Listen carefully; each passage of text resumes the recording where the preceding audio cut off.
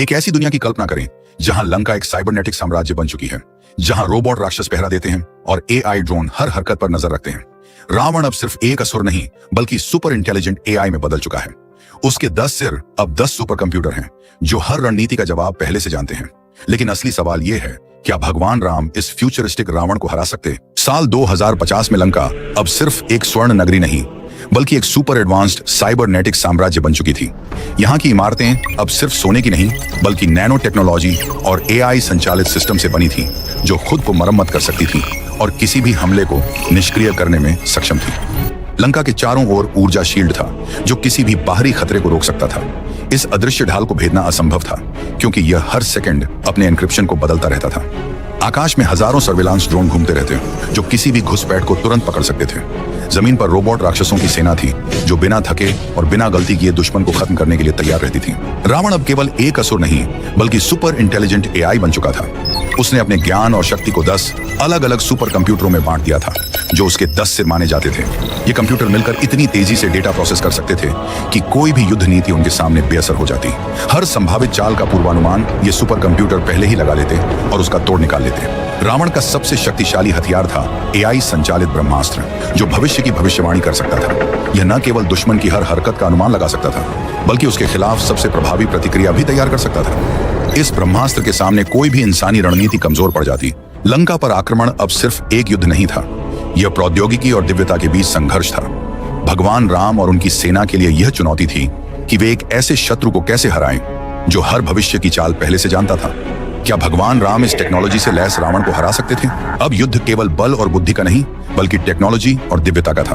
भगवान राम केवल मर्यादा पुरुषोत्तम नहीं थे बल्कि एक हाईटेक योद्धा भी बन चुके थे।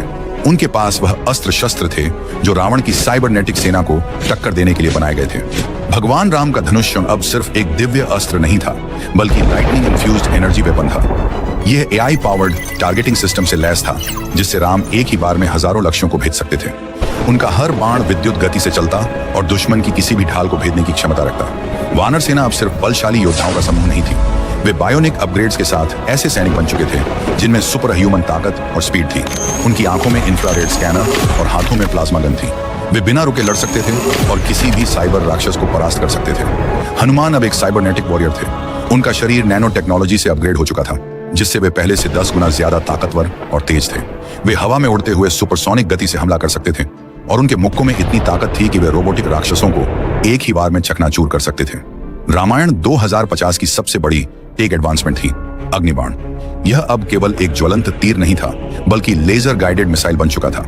यह एआई ट्रैकिंग सिस्टम से जुड़ा था जिससे यह दुश्मन के हर मूवमेंट को डिटेक्ट करके अचूक वार कर सकता था। अब यह युद्ध केवल अच्छाई और बुराई के बीच नहीं था, यह एक भविष्यवादी युग का महायुद्ध था जहां धर्म और टेक्नोलॉजी दोनों अपनी चरम सीमा पर थे।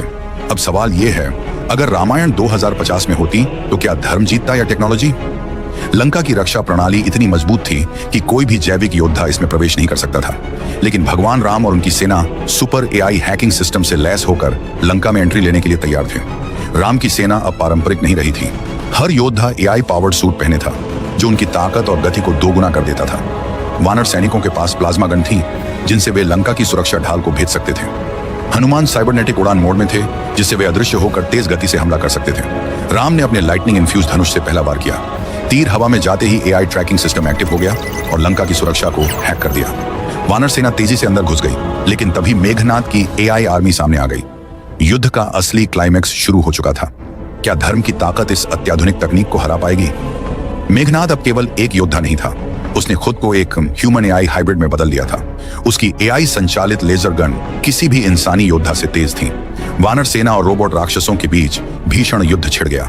प्लाज्मा गन और लेजर गन की गूंज से पूरा आसमान लाल हो गया। हनुमान हाइपर स्पीड मोड में लंका की गगनचुंबी इमारतों के बीच उड़ रहे थे और अपनी नैनो टेक्नोलॉजी से लैस गदा से रोबोटों को चकनाचूर कर रहे थे। राम और लक्ष्मण मेघनाद तक पहुंचे, लेकिन तभी मेघनाद ने अपने धनुष से एक नैनो टेक्नोलॉजी बाण चलाया जो सीधे लक्ष्मण के सीने में जाकर धंस गया। यह कोई साधारण बाण नहीं था, यह एक नैनो बायो वायरस था जो शरीर को अंदर से नष्ट कर सकता था। हनुमान तुरंत संजीवनी बूटी लाने निकल पड़े, लेकिन संजीवनी इस तकनीकी हमले को रोकने में सक्षम नहीं थी। लक्ष्मण के शरीर में नैनो रोबोट्स फैल चुके थे और उनकी ऊर्जा तेजी से खत्म हो रही थी। तभी राम ने अपने डीएनए हीलिंग प्रोग्राम को एक्टिवेट किया जो एआई बायो वायरस को मिटाने में सक्षम था। लक्ष्मण की हालत सुधरने लगी, लेकिन राम को अब रावण से निपटना था। रावण अपने सिंहासन पर बैठा सुपर एआई ब्रह्मास्त्र को एक्टिवेट कर चुका था।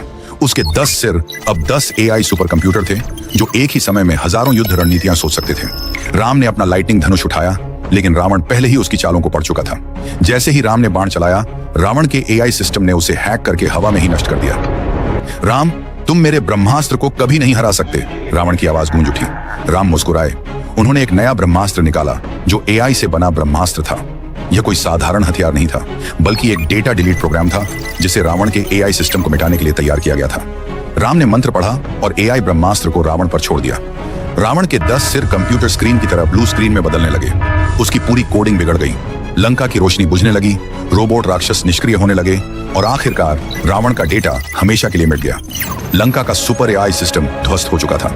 वानर सेना ने विजय की गर्जना की। हनुमान और लक्ष्मण राम के पास खड़े थे। राम ने आकाश की ओर देखा। आज धर्म ने तकनीक को नहीं हराया था, बल्कि दिव्यता और तकनीक का संतुलन बना था। तो दोस्तों, अगर रामायण 2050 में होती तो क्या सच में धर्म की जीत होती या एआई का राज? आपके हिसाब से क्या होता? कमेंट करके जरूर बताइए। अगर आपको ये वीडियो पसंद आई तो लाइक करना मत भूलना। और हाँ, हमारे चैनल पर और भी ऐसे दिमाग घुमा देने वाले एनिमेटेड वीडियो हैं। अब इस वीडियो को देखिए, ये कहानी आपका दिमाग हिला देगी।